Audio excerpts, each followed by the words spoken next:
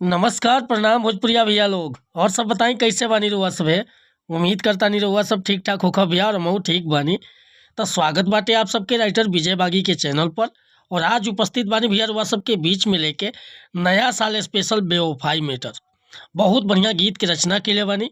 बस एकर नया म्यूजिक बनवा लेतानी, अब बढ़िया से गायकी कर देतानी, तो गाना नया साल पर पक्का बच जाई भैया।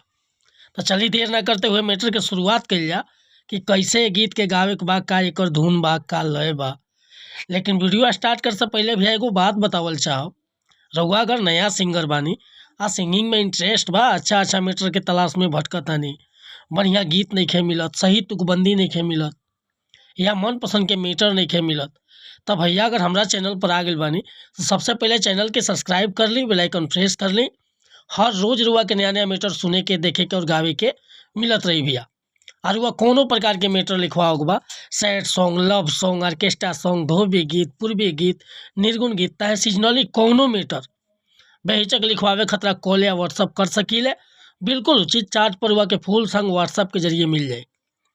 हमारे व्हाट्सअप के नंबर डिस्क्रिप्शन में दे देले बानी।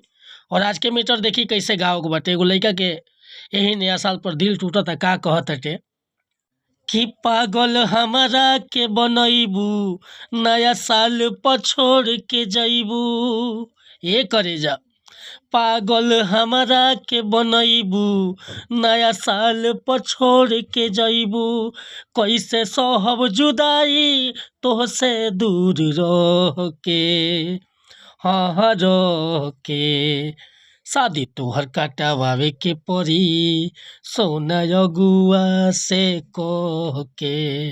हाँ शादी तोहर काटवावे के पड़ी, सोना अगुआ से कह के। पागल हमारा के बनैबू, नया साल पर छोड़ के जैबू।